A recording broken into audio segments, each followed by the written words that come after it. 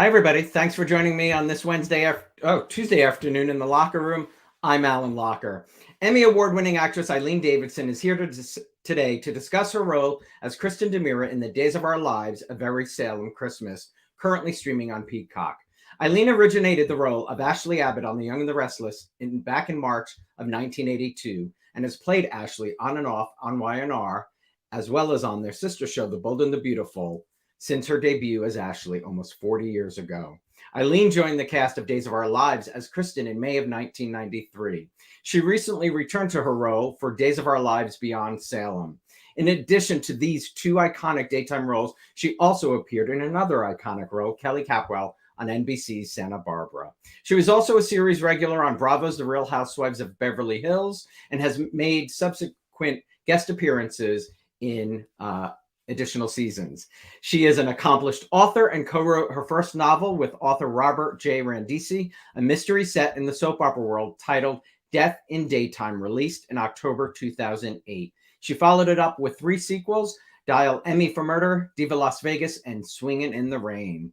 As those of you watching know, I grew up watching As the World Turns and Guiding Light, but my mother was a CBS viewer from beginning to end, and I would watch The Young and the Restless any chance I was allowed to stay home, and would watch The Abbott Family any chance I could. I'm really thrilled Eileen is here today, so please welcome Emmy Award winner Eileen Davidson. Hi. Hey, Eileen. Hi, how are you? I'm well. Happy holidays. I love your tree behind you. Yes. How are things and how's the family? Everybody's really good. Thank you. I'm wearing glasses because I had a lovely case of conjunctivitis last week, and my doctor said I had to go to urgent care. And my doctor said no lenses. So it's pretty much done, but I'm just playing it safe now. It's better you went last week to urgent care, because I don't think anybody's getting in this week. I know. And in the waiting room, I was like, I'm going to be waiting outside. Yeah, I actually tried an urgent care this morning. The line is down the block. So, I hope you're feeling better. I am, for sure.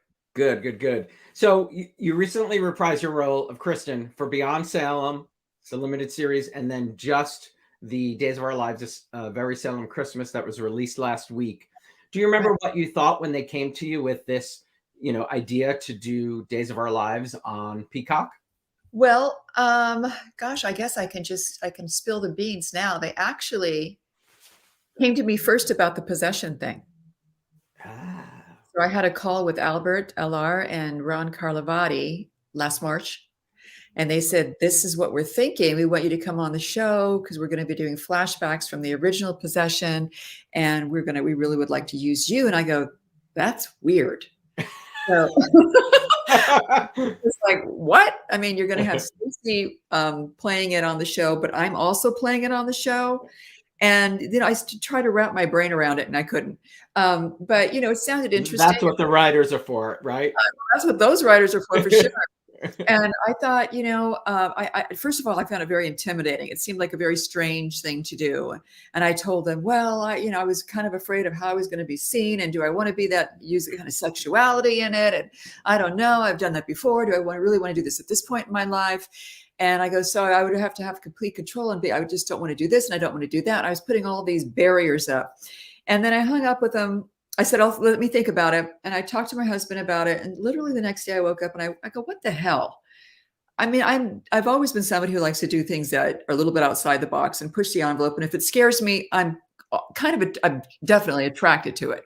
So I went, I'm just going to do it. I'm going to get in really good shape. I started exercising. I mean, I put on a few pounds during COVID. And I said, you know what? I called them a few days later. I said, I'm taking off all those barriers and all those rules I put in place, and I'm like, write it. And I'm going all in. So that's how that happened. And then I got off the phone and I got a text, I think, from Albert saying, we're doing something for Peacock in addition to this. And it was actually a couple months later, I think. And because we didn't shoot it. We didn't shoot the possession thing until August. Wow. And so they said, we're ready to go. And by the way, we're doing something for the Peacock, which is like a standalone 5-part series of blah, blah, blah, blah, blah. And we'd like you to come back and play Kristen in it. And I'm like, oh, that sounds interesting. Send me over the details. P.S. Lisa Rinna is going to be in it. I went, oh my this is going to be fun. And then they said they're going to be doing, this is a long story. I'm really sorry, Alan. That's okay. Doing some, riffs on the Housewives. And I went, come on, this is so much fun. So I was like, I'm in. Absolutely. I mean, any chance to do something that's never been done before. And it was fun. It was tongue in cheek. It's making fun of the medium. And like I like to say, they take down the fourth wall, and they kind of, well, especially in the Christmas one, they let the audience in on the joke. So we're all in it together.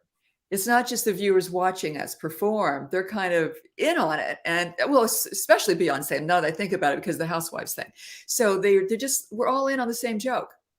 So I think it's just, terribly inventive. And I got to play, and I got to see people I hadn't seen in a long time, Lisa and Drake and all these different people. And then I got to see Martsoff when we did the Christmas special. So it was fun for me on that level, and on many, many levels, just to go back and do something different. It's so fun and smart of them to do it. I mean, there's still such an audience for what, we do in daytime. Well, and beyond. I mean, excuse the pun, but it actually yeah, that was a great way. It pulls in people that aren't necessarily daytime fans too, out of curiosity. Totally, or lapsed Days fans. Yeah, sure. Seeing you guys back together. What can you tell us about A Very Salem Christmas and that very funny Merry freaking Christmas scene in the trailer?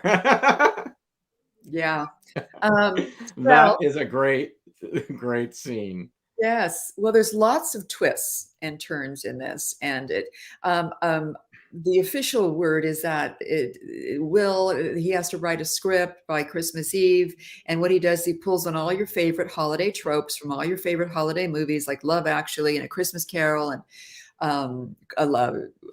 It's a Wonderful Life. So it's kind of like, what would have happened if these characters had made different choices and had taken different paths? So you see Kristen's married to John Black, and they run an inn.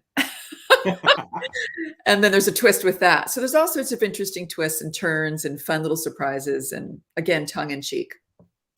Are you hoping for more? Definitely. I mean, I'm not sure if I'll be asked to do. I've already done 2, and that's amazing. But I'm always game. Sure. Mm-hmm. You won your first daytime Emmy Award for your role as Kristen in 2014. It was such a great thing.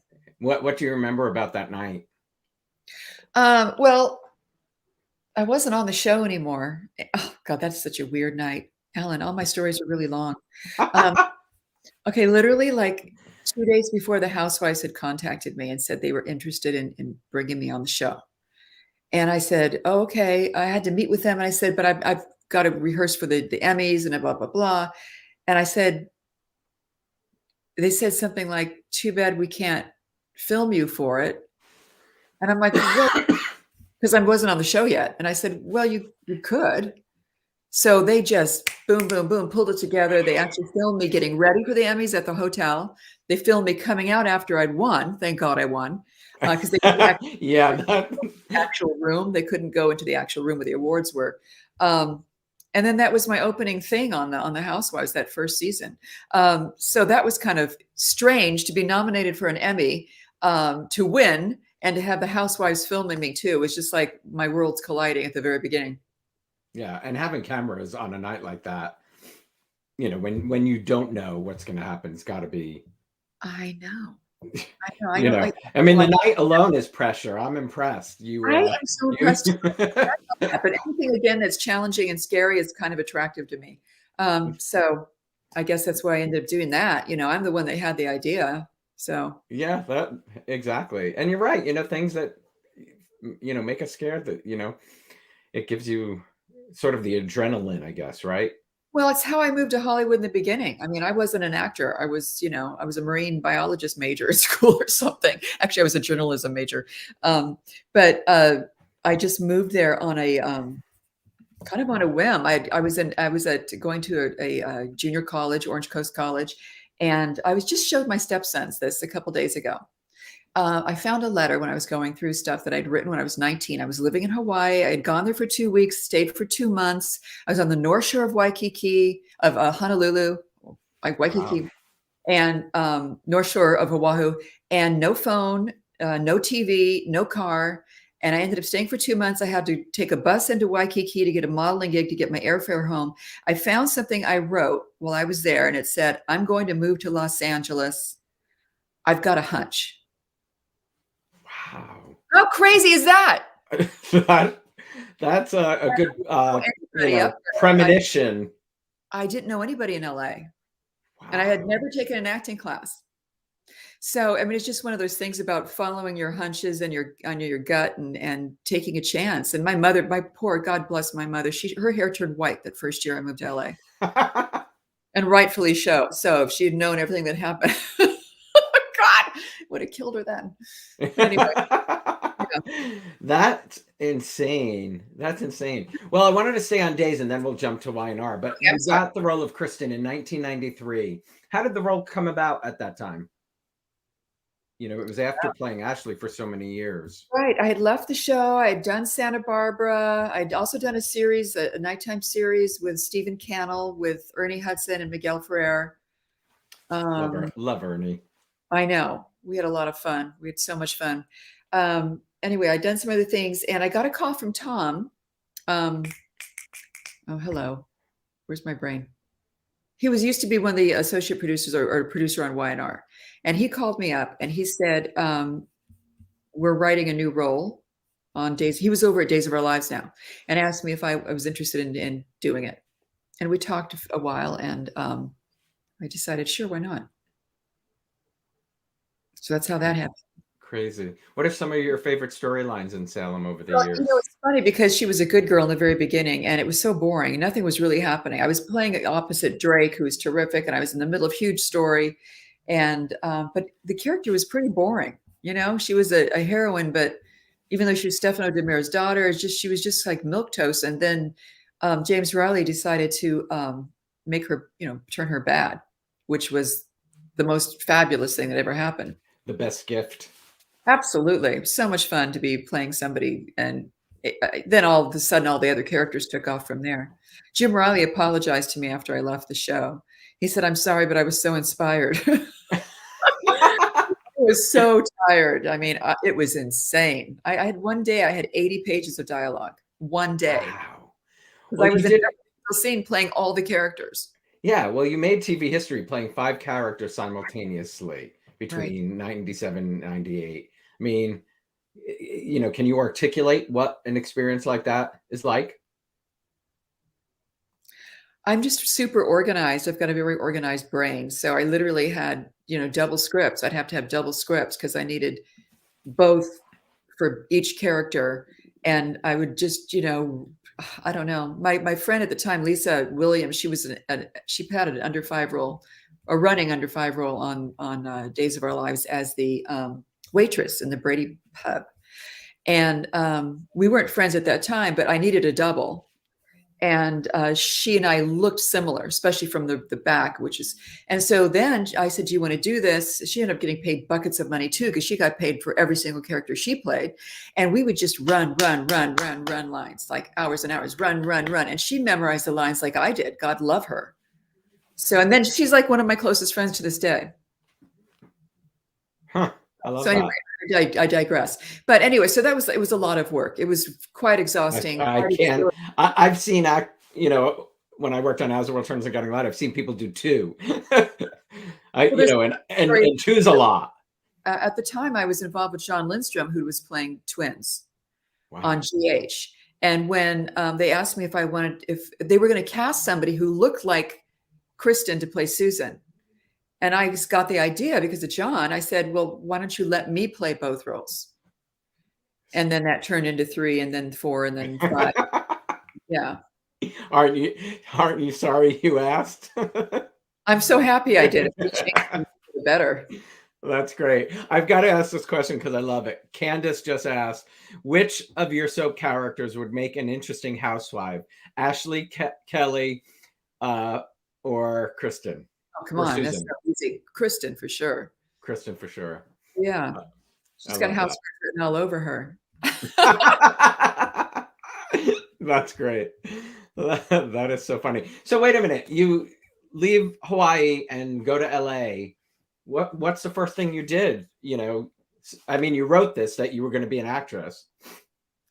Right. Well, I think at that time I thought I was going to be a model, but I just wanted to do something in entertainment. I didn't know what. I had just been doing a little modeling, but nothing really too major. What did I do? I don't remember anymore. I think I was modeling a little bit in Orange County, and I met a girl that was down there. She wanted to move to LA, so we decided to move to LA. And she had a friend, a guy that was an actor, so we moved in with him. We all three. It was like a Three's Company situation, only two girls and a guy. They were both. She was into modeling and acting. He was into acting. He told me I should take an acting class to loosen me up for modeling, for like commercials. And I fell in love my first time on a stage. And I ended up working 3 jobs. I was a waitress. I worked for my father part-time. I answered phones at a record production place, a record company. And I actually cleaned the theater place that I was studying at. I cleaned the bathrooms to pay for my free classes. So, because I was taking like scene study classes and improv classes and diction classes. And so the kind guy there, Dexter Freeman, he said, if you want to pay for some of your classes by working them off. So I did. I got very committed, and then I started working right away. I was very lucky. That's incredible. A year and a half later. You're getting a lot of love from Italy. There's some people on here from Italy saying hello. And a lot of people who, were sending messages, they'd love you to have another7 on Days. Would you like a full-time stint on either Y&R or Days again? Not right now. No. Life's good where it is. Yeah, it's kind of working out all right for me. I mean, I get to kind of hit and run on both, and that's just doing me fine right now. That's from just some of your other interviews, I assume that's what you would say at this place. Can you talk about some of the people you were lucky to work with at Days? I won't pronounce this right. Tao Pengalis, Drake, Eric. Oh yeah, I got to work with Tao and Drake and Deidre and so many people. I mean, it depends on when I was there. When I was there in the 90s, it was specifically then. When I came back in 2012, 2013, I got to work with Martsoff, who I just love and adore. And I think we had such a great chemistry on that show. It was a game changer. And it's one of those things that you can't predict it. You just really never know. And I remember we were sitting next to each other in makeup, but I didn't really know who he was at all. And we had a lot of scenes together, and I was thinking, why am I working with this guy so much? I don't get that. I mean, what's that? And I didn't know, but that was a brilliant idea that she uses the son to get back at the father. It was so devious and so yummy. And it was just so much fun, and then falls in love with him. It was just like such this fantastic, juicy storyline. And then I got to play that I was in love with Drake and I hook him in. And it was just fun that I had changed. And, going to work and having that much fun is pretty great. It was such a gift. You can't complain. Were you a soap watcher yourself before Y&R? I moved in with my sister when I was like 17. She was married with a couple kids in Newport Beach, and she used to watch Ryan's Hope every day. And I would get out of school at like 11:30, and then I'd come home, and we'd play Pong. Ryan's Hope. So I was actually a Ryan's Hope fan. Okay, good. Enough, my sister-in-law, Nancy Vallon, was on Ryan's Hope with Yasmin Bleeth. Oh, wow. Yes. So that's Small kind of world.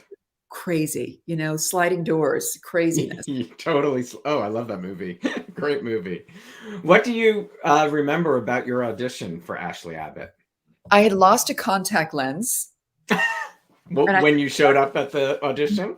One lens in. Oh, God. Which messes with your perspective. You can't see crap. It's weird. You can't read either. Right. And there were so many people there. Catherine Hickland was there. It was for testing. Catherine Hickland was there testing. Leanne Hunley was testing. I remember, what's his name? David Hasselhoff came by and said hi. And then I was testing with Terry Lester, the great, fabulous Terry Lester. And he understood his character so well. And when I was testing with him, he had his legs up on a coffee table. And my blocking was to walk in front of him. but he had to put his legs up. So I couldn't get past him. So this was not scripted or blocked. He was like that. He would just throw you things and then see how you played with it, right? So I kicked him in the test. I just kicked his legs out of the way. And I swear to God, that's probably part of the reason why I got the job. I love that.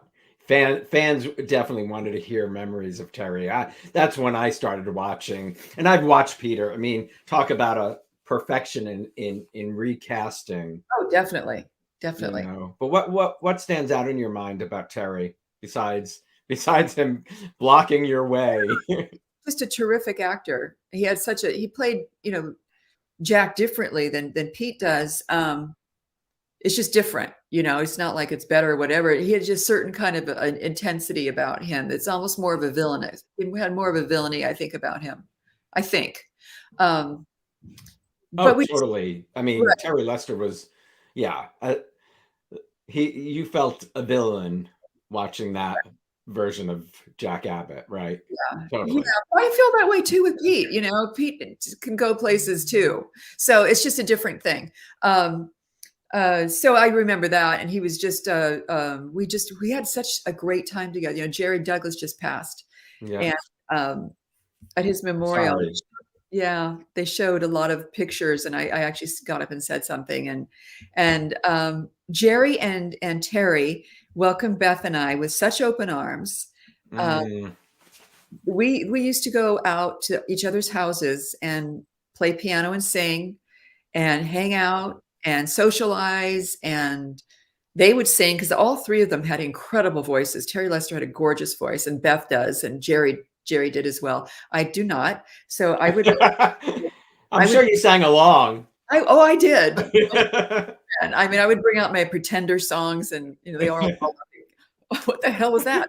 But anyway, so yeah, we had so much fun, and they were just so happy to have a family. I mean, on many levels, it means job security too when you get a family in daytime television. For sure. But they were just lovely people. I mean, Jerry was so loving and so happy to have us, and gave us this lovely warm cocoon for Beth and I to kind of just express ourselves creatively. I mean, so spoiled. It doesn't happen for everybody.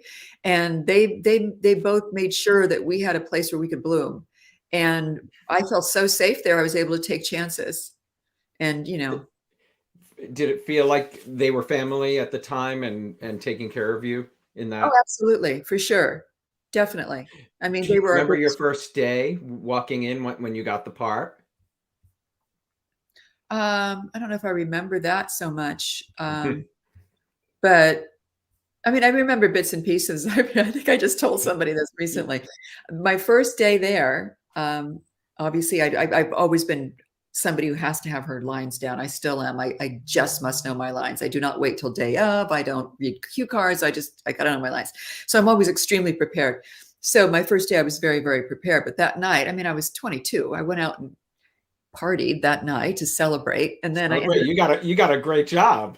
I never went to bed that night, Alan. I actually rolled in my Alfa Romeo to CBS on, Fairfax and Beverly at 7:00 in the morning. And just, and I've never done that since. I'm like, yeah, no, that's not a good idea. We will not be doing that again. Yeah, probably makes you a little nervous when you get there. Good. What's your process like if you have to know your lines? Is there something you do to, are you learning if you have 4 days this week, what will you do to? As soon as I get the material, I look at it just to see how intense it is. Checking to see if my bra strap's showing here. I check to see how intense it is and what I need to, what I'm in for. How long the speeches are, how dramatic it is, what's entailed.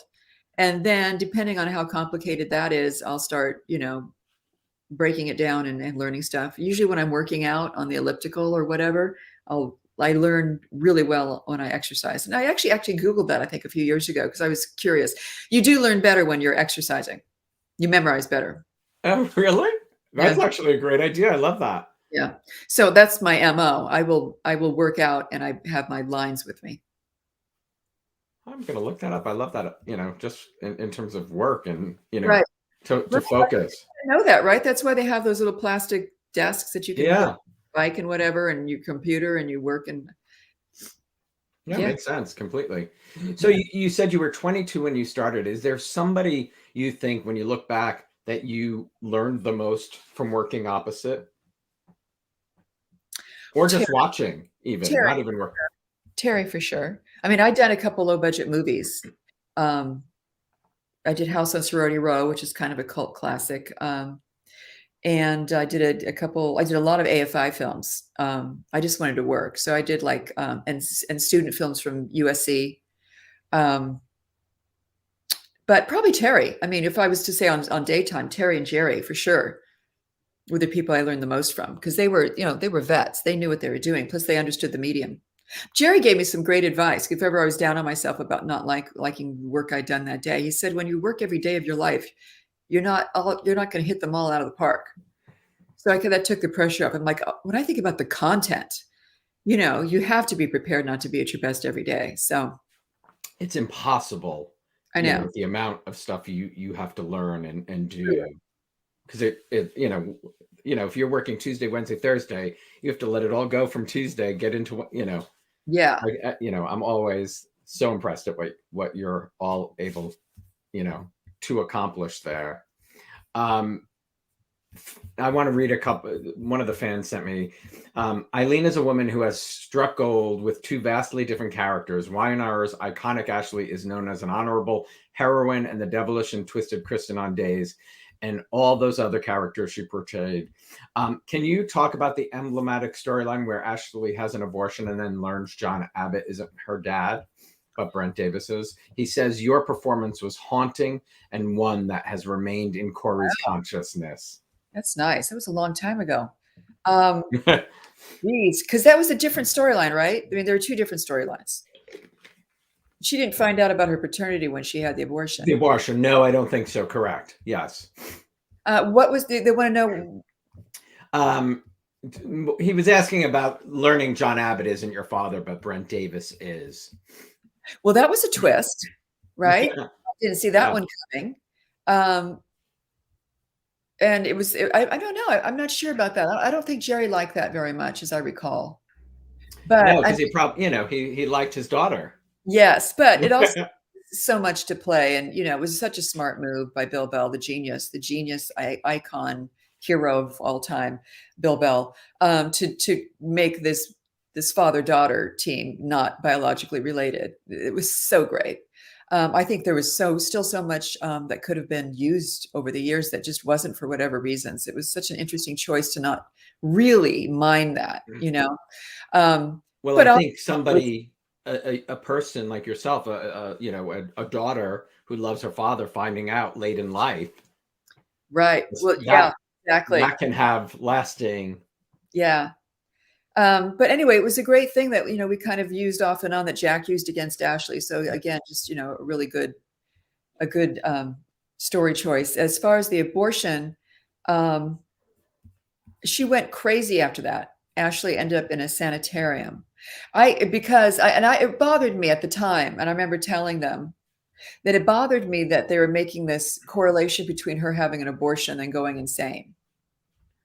So the way I played it, it was not about that. It was about, because I just didn't like that, I thought it was, I didn't think it was honest. I didn't think it was true. And I thought it was dangerous. So to me, and what I told people is that it was basically being rejected by Victor.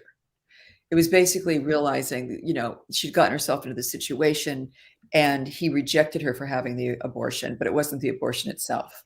So, not many people know that because they're just seeing what's on TV, but there a lot of thought went into that whole thing, and a lot of different subtleties in terms of my choices went into that, which probably didn't read, but it was important for me as an actor.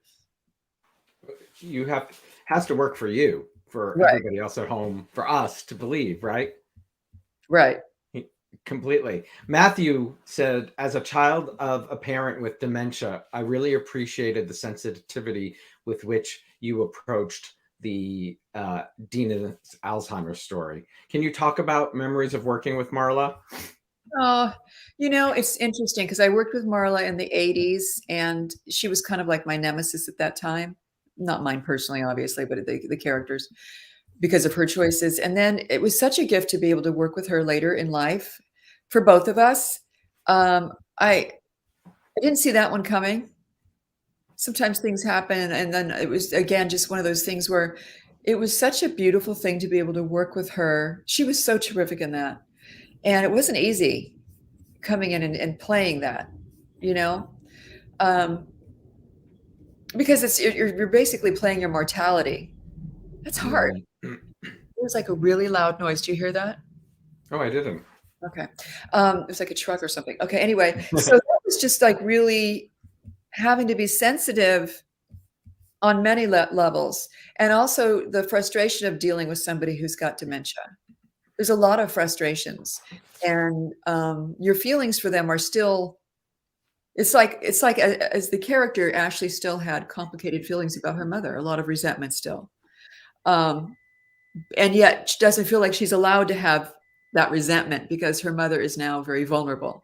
So it's like a very complicated thing to have to play. I thought it was really nicely written, and I thought Marla did a good job, and I thought we were all really blessed to bring more awareness to Alzheimer's and dementia. It's so important. My mother-in-law had dementia, and I've a lot of friends whose parents have it. It's Oh yeah, my mother too had it for years, and it was very, very difficult. Very, very. Oh, that did that make it harder to do for you? Harder in certain ways, but also easier because I know exactly what it feels like to slowly lose somebody you love. It's like a death, but it's a very slow moving death. And I mean, sometimes having the opportunity to work through it in that way too. My mother had passed by the time I was working on the storyline. But yeah. It's one of those things that really, I wish there was more research and, help. I wish, I mean, honestly, I was kind of shocked at how little I really knew about it. I agree. I knew nothing until meeting my husband, and I knew the word, but I didn't, until you see it personally. It is an eye opener, I think, for anybody. The progression. I mean, I was out with my mother one day. She used to live in Cambria, which is about 3 miles north from where I live, and I would go like every 4 to 6 weeks to visit her. And she and I were extremely close. She was my best friend. And when you started going, it was a progression. And then I was out in the car. I just take her out, and we would just drive. I would take her to the beach, and we'd go see Christmas lights or whatever. And we were driving around, and we'd been driving around for about 45 minutes. And I had a feeling, I'm going to cry. And I go, Mom, do you know who I am? I just had a feeling by how she was reacting to me. And she said, I'm sure I could figure it out if you gave me a minute. And I just went, sorry, I'm crying. It's very hard.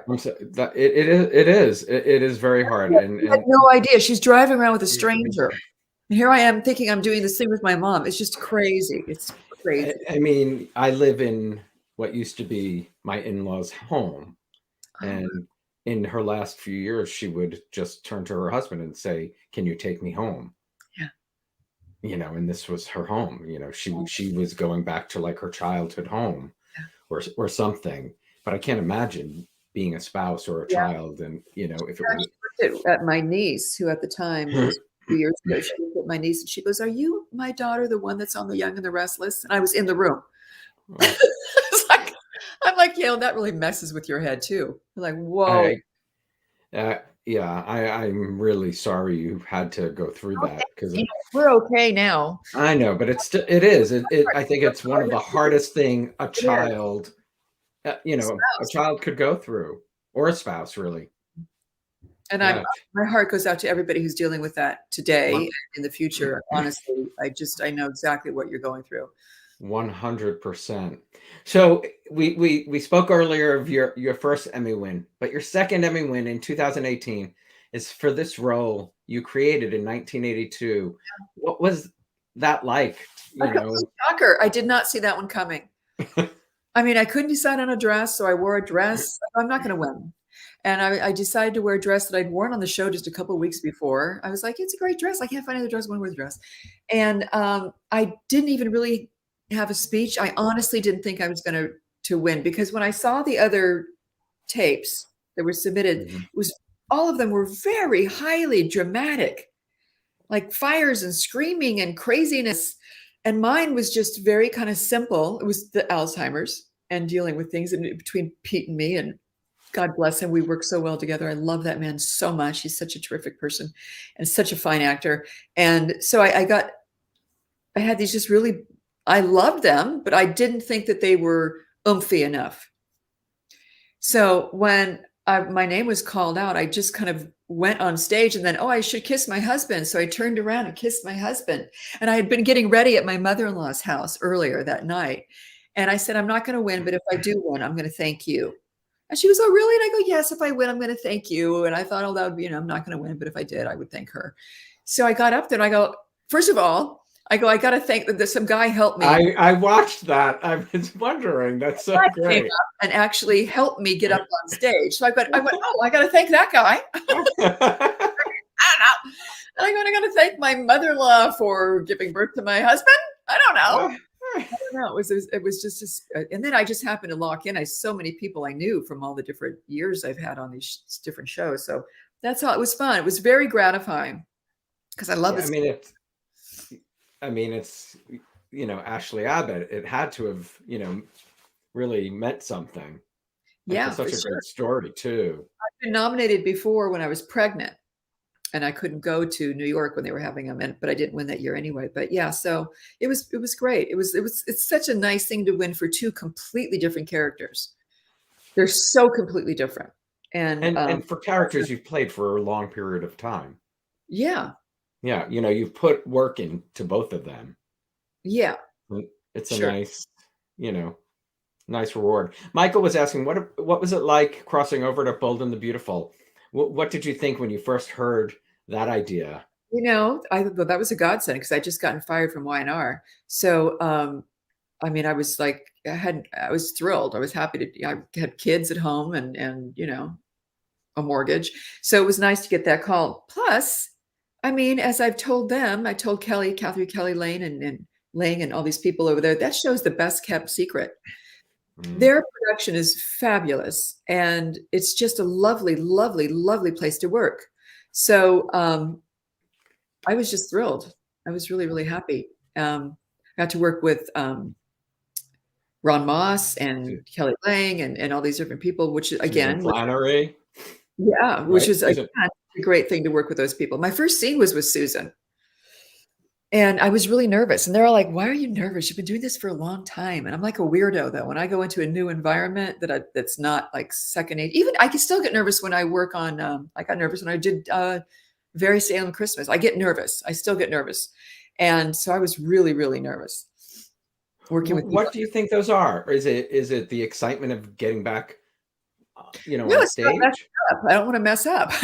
It's pretty basic. But you sound like you're so well prepared that I'd be shocked if you ever. I have to be well prepared because I don't want to mess up.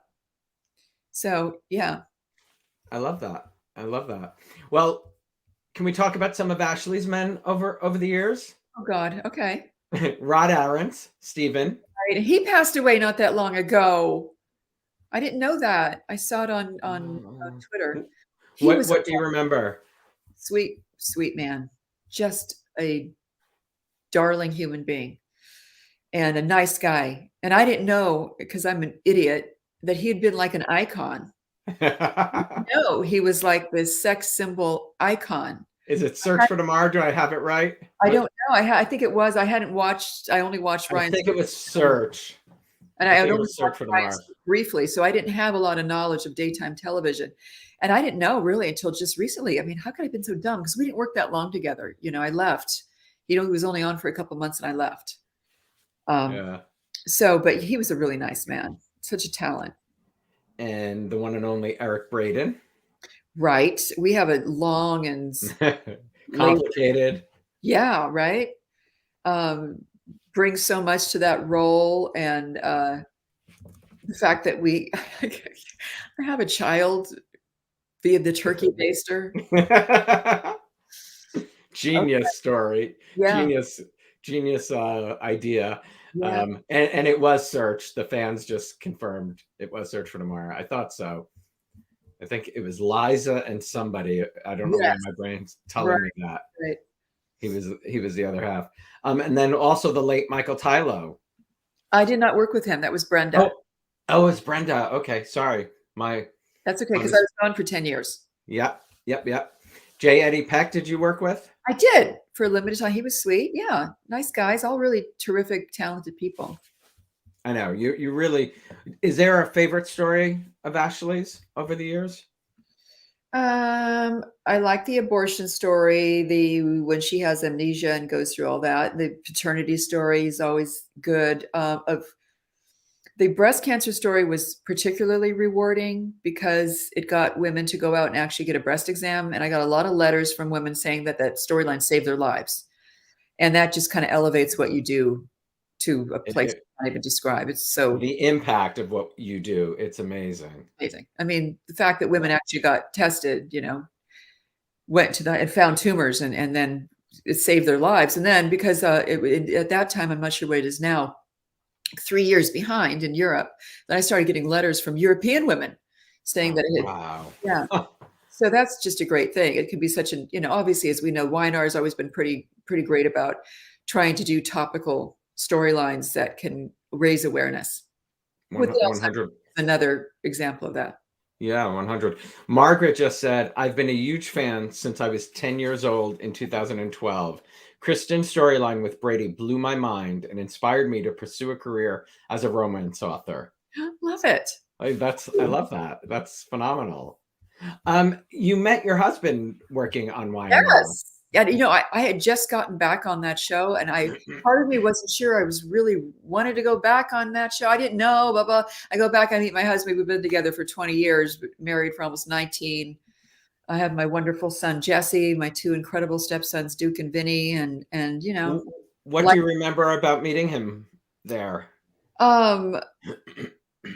Just a good actor. He only had like a few scenes. We didn't work. I think he only worked four or five shows with me. That was it. It wasn't a long thing.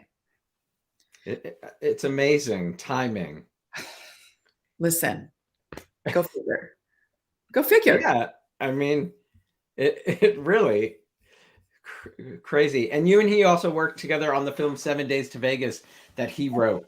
What was it like working together on a project that he actually wrote? Well, I'm the one that pushed him to write it because he would come home. He's a poker player and he's the host of the World Poker Tour.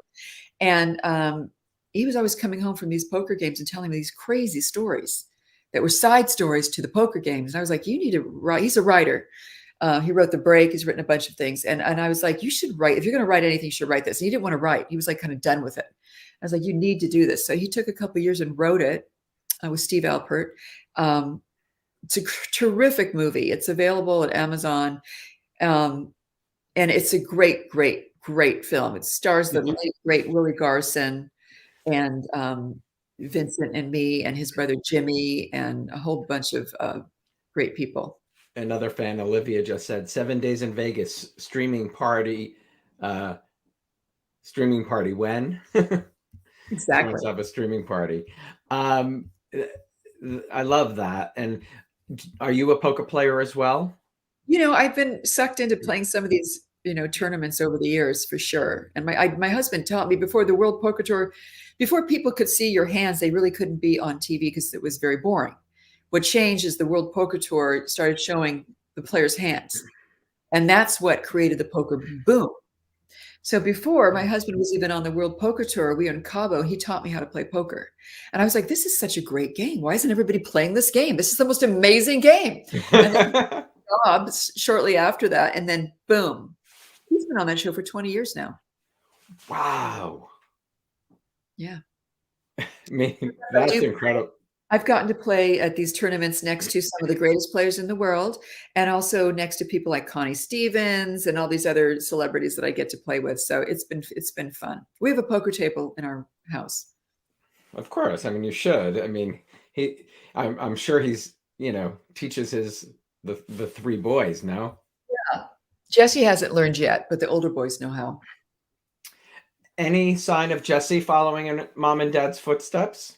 You know, he is a film major.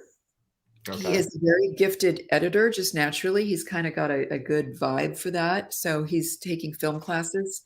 I tease him and say he could be if he wanted to be an actor because he's just funny. He can also cry on cue. He's always been able to cry on cue. I can't, by the way. I have to work at it. But he can actually just get up tears. I'm like, who are you? I love that. I just want to see you do this. He'll get tears, but he doesn't really have any interest in it. Okay. And that could change at some point. Well, it has to be something you really want to do. I would never push anybody into this unless they're like, right. wicked. What's been the best part of motherhood to Jesse and Duke and Vinny? The best part has been seeing them become their own people and realizing that all three of them are very good people.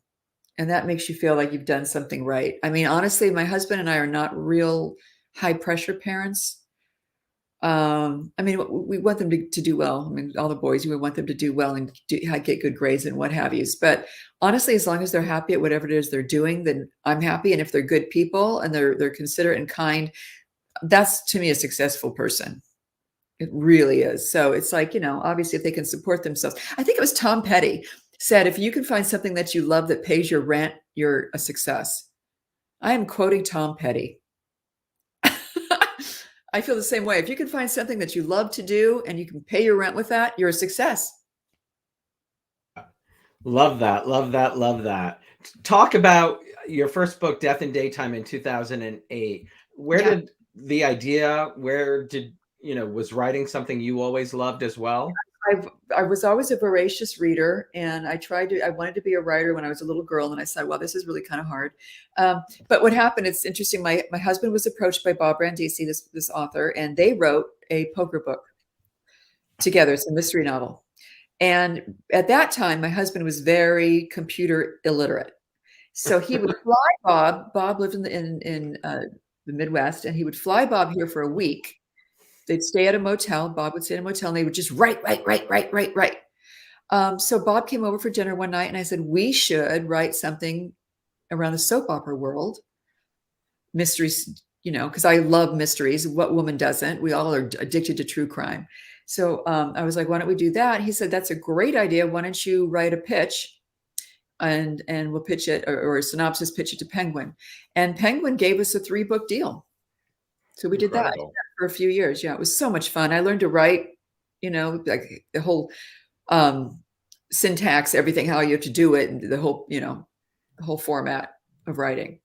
Who were some of your favorite writers growing up, since or your favorite writers today, since you're such a voracious reader? Well, I was a big fan of Tolstoy. I read all Tolstoy and everybody. I mean, I've been the classics a lot, obviously, but also what's her name?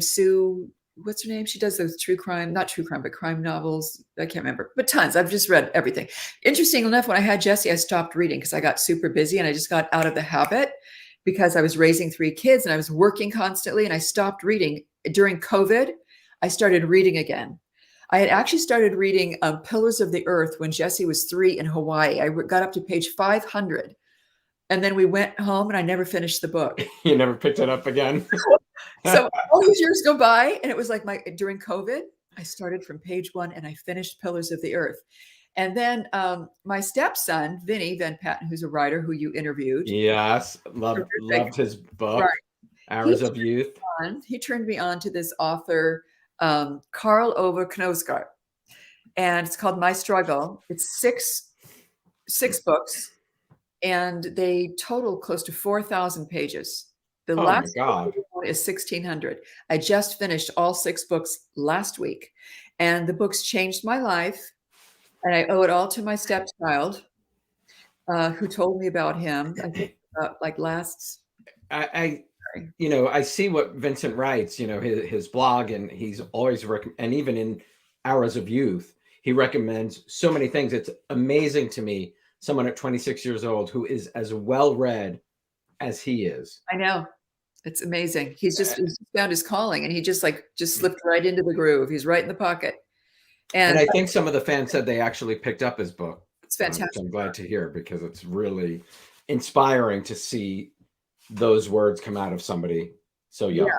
And for his book, for his birthday a couple months ago, I gave him another favorite of mine. I've given him all sorts of books, and he gives me books, which is kind of a cool thing too, because we didn't have that relationship just a few years ago. But now he never was a big, writer, reader, whatever. But now he is. I gave him Autobiography of a Yogi by Paramahansa Yogananda. Anyway, so he loves that book. So we're just kind of turning each other onto these different fabulous reads, But anyway, what was your question? I actually got lost, but I want to bring up Vincent again, because in his book, he described you as someone who has always been a creative spark in his life. Who has been that for you? Wow, that's a really good question. Who has been? I don't know. My husband's incredibly creative, but I've always been, when I was a little girl, I would stay up all night and paint. I would stay up all night and paint and read all night long. I had horrible insomnia, and I would just, always be creating, either sewing or doing something, or I've just been somebody who's constantly creating. And it's just kind of in my blood. It's all I know. During COVID, I wrote 2 screenplays with my niece, Eileen Davidson, who's a very talented writer as well. She's incredibly talented. So COVID was actually like high creative for me. I finished a painting I'd started years ago, started reading again, wrote a lot, I started playing guitar, and I used to play piano a lot. I had to stop that. I started playing piano again. So it's just been like this creative frenzy. Actually, It sounds it. And I was impressed when I saw you played the guitar and the piano. Yeah, I know. And that's something I always wanted to do, is play guitar. So I started a few years ago, but then I got busy, and then I dropped it. And then during COVID, I went back with a vengeance. Is that your guitar next to you? Yes, I've got a lot of them. My teacher made me buy an acoustic. I actually have a couple electrics too. I know. Does anybody else in the family play instruments? Jesse plays the drums. Oh, so there you go. We're gonna have a band soon. Jesse and I have played together. It's been fun. And the older boys played piano when they were little, and they can still, do a little something. It's one of the most beautiful instruments I think there is, because you with that talent can walk into any party and change the entire mood in one note. Yeah, for sure. Maybe. If you still could. If you still could. Benjamin said, I have every book of Eileen's. What a great read you are. Truly, also very talented writer. Can we please expect more books? I'd never say never. I haven't really been into it. You have to feel inspired. But again, I started writing screenplays. And one of these is hopefully got something going on. It's been a long process of lots of people taking interest, and then it not panning out. But it's one of those things that it's got legs. Let's put it that way. So we'll see. If you could pick sort of what would be the next chapter for you in your book. I'd like to produce something. I've produced with my husband, Duke of the Valley. But I would like to produce something that I've written and possibly direct. That's never been like a strong calling of mine, but it would depend on the material. And, I'm still learning and growing, and that's just something that I really like. Would you ever want to direct in daytime? I don't think so. That does nothing for me. Okay. Actually, directing doesn't do much for me, but if there was a specific project, like one of my own, that I really understood very well and thought that I could actually add something to it, then that might be something I'd be interested in doing. Right, because it's sort of your baby. Exactly. Yeah, of course, being, having that connection to it. You would have that connection to it. In 2014, you joined season 5 of The Real Housewives of Beverly Hills with your Days co-star Lisa Rinna, Kim Richards, Kyle Richards, Lisa Vanderpump, Brandy Glanville, and Yolanda Hadid. How did that? You talked about how it came about just after Y&R, right? Was it Y&R? Just after Y&R? I was on Y&R. No, wait, was I? No, I wasn't on Y&R. I had just left Days. Days, right? Because you got the Emmy for Days when you when they Yes, followed I think you. I Yeah, had yeah. gone back for a few shows. I don't remember how it went. I don't know, but I think Y&R was in talks with me coming back. What was the process of getting that for you like? Was Another it something weird you were? story, Ellen. Another weird, crazy story. Here you go. You ready? Yeah, I love that. First, I think we're going to close the show with this story. So I got a call that a woman had been in Belgium in the 90s, and her favorite show was Santa Barbara. And she remembered me from that show. And I guess Bravo at that time was thinking about bringing actors onto the show for really the first time. And so she looked me up and saw that I was a mother and a housewife. And she contacted me and asked me if I'd have any interest. And it was because of her watching Santa Barbara. How weird is that? And then I happen to have known Lisa quite well. Of course. And my son went to school with Gigi Hadid. Gigi had been at our house at a couple teenage parties. Kyle had a guest role on Days of Our Lives when I was there. Oh, how funny. It was like all these kind of worlds. Connections. But that's how that happened. That's why they. I mean, the impact of what you've done all these years, because that's also. Listen, you have to That be was 93, right? Time to see how these things all kind of I tell my nieces and nephews and whatever, it's like you're planting seeds in your life, and it takes a lifetime to see them sprout and grow. So this seed was planted on Santa Barbara that weird year I was on that show. It was such a strange time because they had pulled everybody from all these different shows were on that last year, like right. Kim I have no memory today. Zimmer. Zimmer was. Jack, what's his name? I mean, all these different people were on that show during that.